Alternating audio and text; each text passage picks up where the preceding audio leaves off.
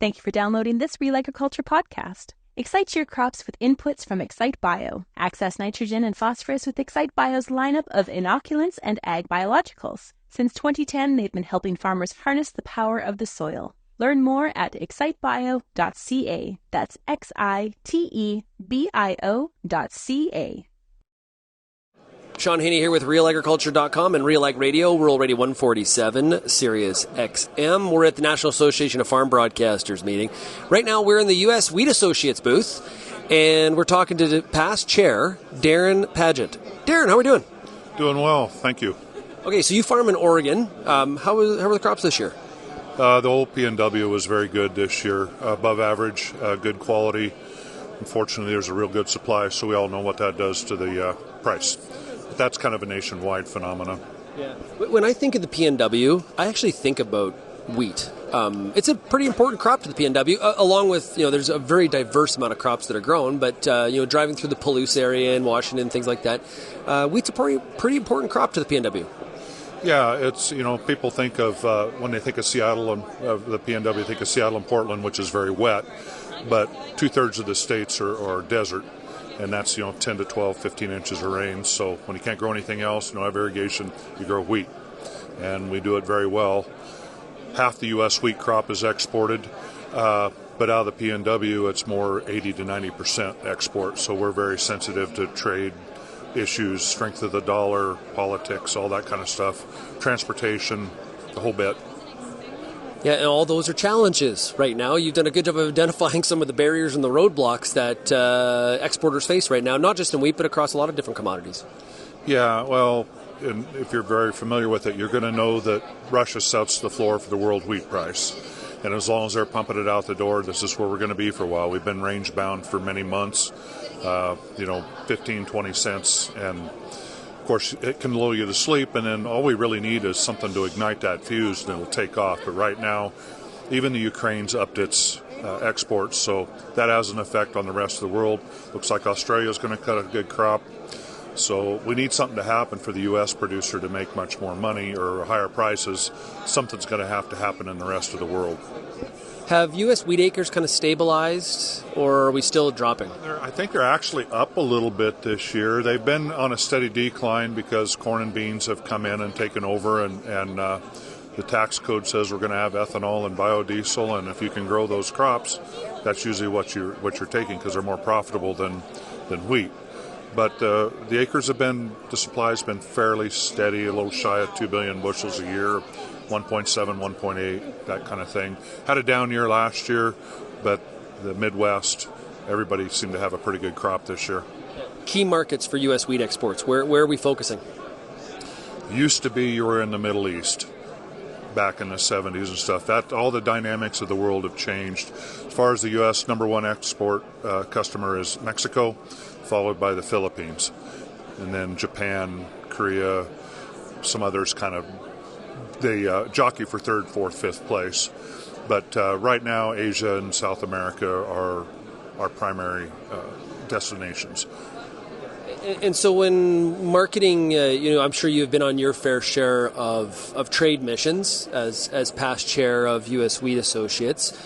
What are some of the common questions or topics that customers around the world ask about U.S. wheat? Well, some are very loyal, inelastic demand, like Japan. Others can be bought off with, they're loyal to a penny. And, of course, we always want to say why U.S. wheat is usually a little more money, but it gives a better value, more cookies per bushel, like gallons per mile, and a good gas, that kind of thing. But unfortunately, a lot of things, especially when the economy is not doing very good, comes down to the almighty economic dollar or yen or won or whatever it is you're buying, and that's very difficult sometimes. Even if they want to buy your wheat, they simply can't afford it, and the U.S. dollar is very strong, which does not bode well for exports. So there's that fine line you walk sometimes, and freight can throw you off. What are the world freight rates doing? There's a lot of things that go into that mix, and our overseas offices, which I believe are 13, we have some very dedicated people that are there to help the buyer procure what they need. Maybe they need some technical help on milling or baking, and that's what U.S. Wheat does. We don't source the grain, but we may point them to somebody that can get them whatever they want. And of course, hard red winter probably has the toughest row to hoe because that's what's grown around the world. You know, I grow soft white, that's more of a niche. And of course, your hard red spring in Canada and Northern Tier is your premium wheat that they blend everything up with if they need to. One of the things you didn't mention there was tariffs and some of the protectionist measures that some countries, traditionally have taken and continue to do so, and it will into the future. We're in an environment where protectionism seems to be a little bit of the flavor for governments around the world. How do you break through some of those barriers and challenges? Well, probably talking above my pay grade just a little bit, but the first Trump administration, I was actually in Japan at one time, and they said no bilaterals. And that was Nishin and Nippon and some of the big people that swing a very big stick in that part of the country. 6 months later, I went to New York, and they signed a bilateral. But Japan's typically a pretty friendly company. I assume you're talking about China and the tariffs.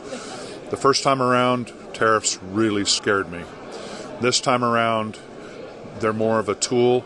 Can bad things happen? Absolutely. It would be silly not to think so. But there's only so many sticks you can swing to bring people into line to play by the rules or lower their, it's not a level playing field a lot of times for us because our grain is subject to tariffs going into different parts of the world and theirs isn't going, so it's going to be interesting to see how the next few weeks and months play out with the trade. Absolutely.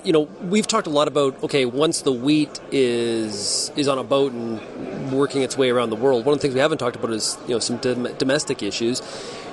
Infrastructure, freight, rail service. You have to be able to get the product from farm to the port. If you can't, it's a big-time problem. I know that's a big discussion always in Western Canada. How about in the U.S.? Do we feel that there is adequate transportation infrastructure in order to meet the requirements of customers around the world? No, there's never enough. I got involved in the organizations in the early 2000s. We're going to get the railroads fixed. As I've made my exit, we're going to get the railroads fixed. And a lot of people are beholden to what the rail system is in the middle part of the country, including Canada. We have a little bit difference on how the freight is paid out the door. And where I'm at, the Snake River dams on the Columbia are an issue. People want to take those out. And Lewiston, Idaho is basically a seaport because of those dams. And it's very efficient, so you hate to see things going. But yeah, transportation and the infrastructure and the constant update. I've been told that going in my part of the world, you got the BNSF on one side of the Columbia River, Union Pacific on the other, and the rails are pretty full.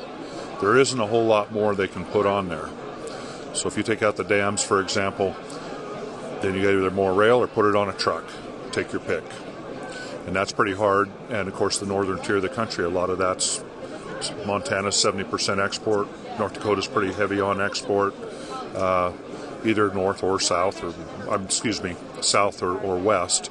And I don't see that being resolved anytime soon. But our organizations need to be diligent and be at the table and having that conversation with them constantly.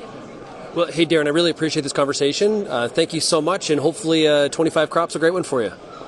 Always optimistic. If I get the seeds in right side up, I'm doing good.